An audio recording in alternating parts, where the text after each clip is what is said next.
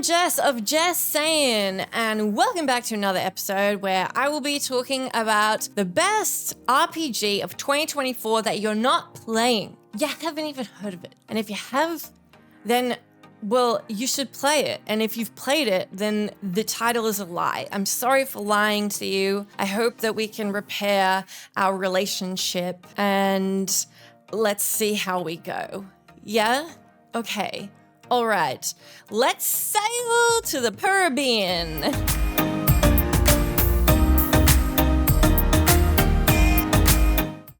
Yeah, the best RPG of 2024 that you might not have even heard of is home to, I think conservatively, I would say like 20,000 cat puns. If you didn't find the first 5 funny, that will not change throughout the entire game. Luckily, even if you're not a pun fan, there's plenty more in here. This is actually an amazing game. It so happened to be that I started playing Cat Quest 3 right after I finished Elden Ring. And you rock up on this island and you attack with, it's pretty basic. You got a couple of attack buttons. Later on, you do have a bunch of different gear you can swap between. All the melee weapons and ranged weapons have different damage types and of course different stats and different applications. So you will be able to build the kind of character that you want, which is already probably more customization than I think most people were expecting from a game called Cat Quest 3. It certainly was what I expected. But when I jumped into this one from Elden Ring, we were joking on stream about how funny it would be if an enemy rocked up on screen with a giant health bar. And lo and behold, if that didn't happen 7 minutes into booting the game, because there are bosses in this game. There's actually a lot going on. Besides the character progression and a bunch of traditional RPG mechanics that you've got in there that I wouldn't even call RPG light, it's pretty much all in there. You can level your spells, decide what you want to assign. You can swap between a bunch of different pieces of loot. And there's even quests as well as side quests as well as treasure quests. Treasure quests. I didn't do that on purpose. There's a bunch of different things that you can get stuck into, and it's just a big, bright, beautiful, colorful, saturated world with cats, which was nice after Elden Ring, which had a shocking lack of cats. But at the same time, when I started playing this game, because I had Elden Ring on the brain, which is why like 4 Jess Saying videos have been about Elden Ring, I did keep making the joke, and I kind of wanted to call this episode Why Cat Quest 3 is Elden Ring. And since I've already said that, let's break it down. Bosses with giant health bars. All different kinds of builds. There are builds that break the game and break characters if you do the right combo of what the gear sets that you have and the different bonuses they have. And then your ranged and melee weapons and spells, that's all going to set you up for success if you so want to play into that. Is it particularly hard? No, but you can do what I do and sail off to an area you're definitely not supposed to be at yet. And then it is really hard because nothing scales to you if places are just too tricky for you and the game keeps telling you, hey, maybe go back. You don't have to. You can just stay there, just like Elden Ring. There are also dungeons, trap dungeons. What are the trap dungeons? Hero graves. That's right. Elden Ring. Check, check. There's also a meta-narrative in Cat Quest, which you wouldn't imagine. Now, largely, the game seems to be based from the outset on the war between the cats and the rats. The Rat King.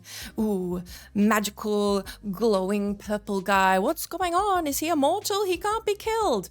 But then there's this really strange meta-narrative that talks about how humans died out and now there's like this spiritual gods version, and then they speak to you from these specific entry points when this random dude with a mask grants you access, and then they feed you tiny little bits of lore about the history of this place and the rats and the cats and what's happened to these beings. It's like humans and aliens, and it's all very complicated. It's so much so that apparently this meta-narrative has been running since Cat Quest 1. And upon finishing Cat Quest 3 and having a whale of a time, because I would equate it to an Outer Worlds sized and also that level quality RPG experience. It's just a delight. It's a little 10, 15 hour 20-hour delight.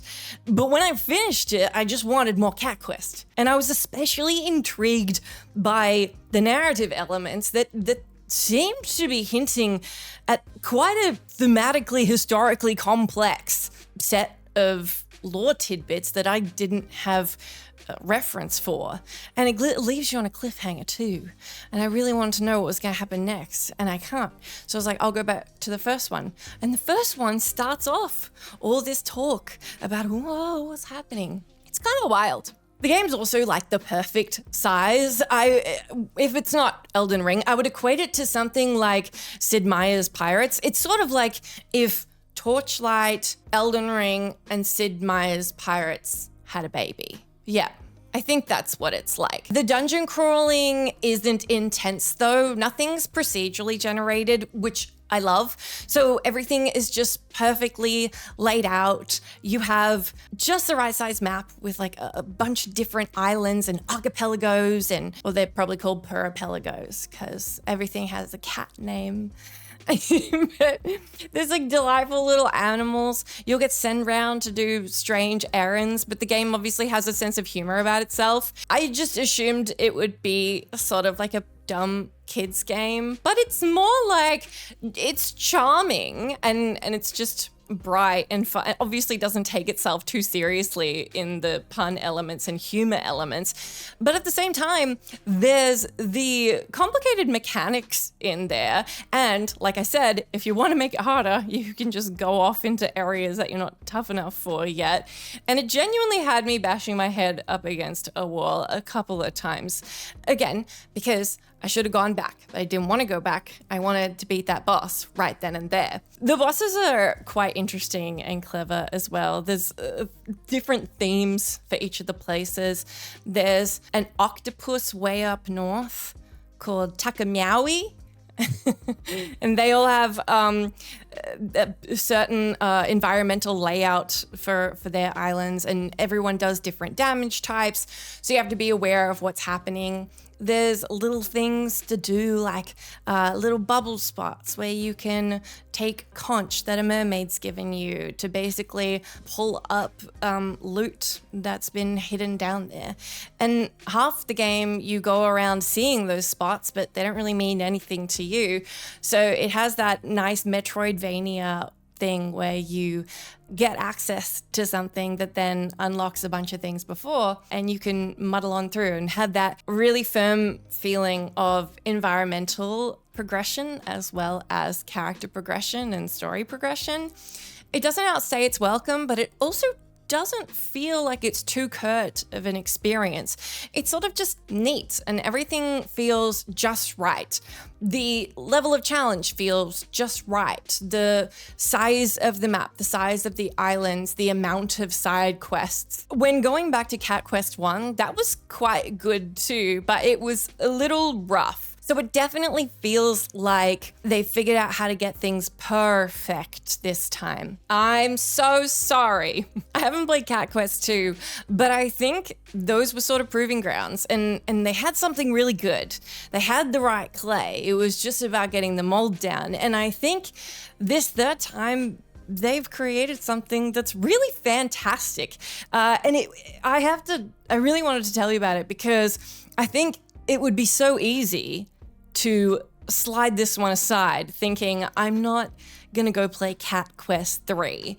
I love playing RPGs with proper, solid RPG mechanics and systems that I can engage in and a big open world. I'm not gonna play some kiddie game called Cat Quest 3. That's what I would have said.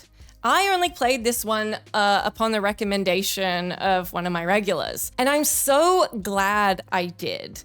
And now I'm this crazy cat lady walking around telling everyone to play Cat Quest 3 because I think you'll really enjoy it. And hopefully the gameplay that you've been watching throughout this video is doing a better job of explaining itself than I have, just dropping in the occasional cat pun and telling you why this game is like Elden Ring.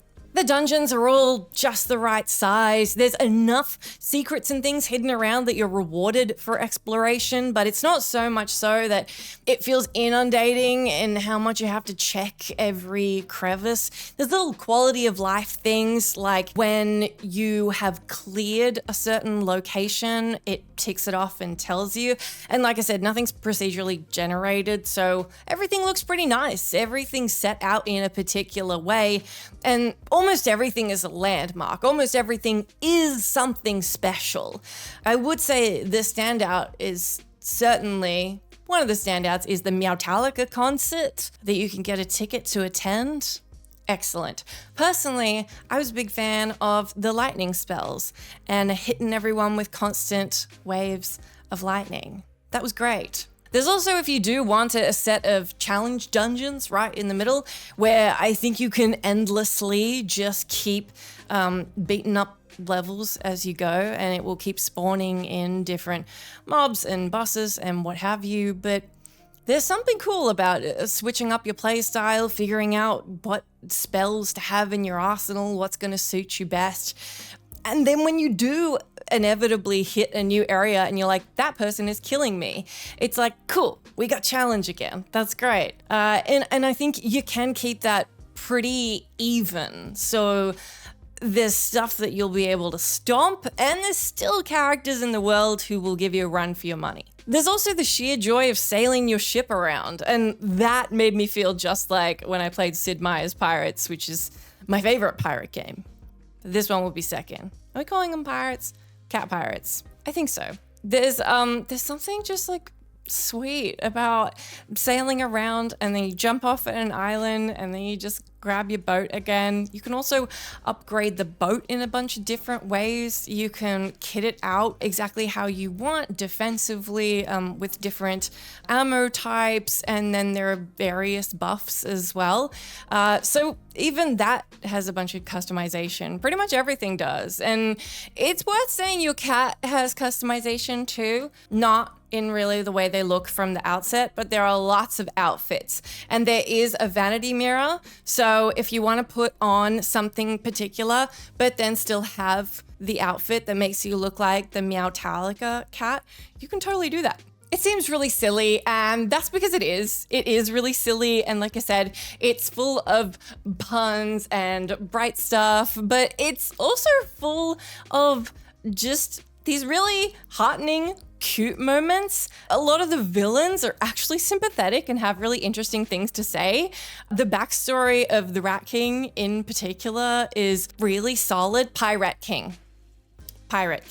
That's who it is. I actually found myself on his side.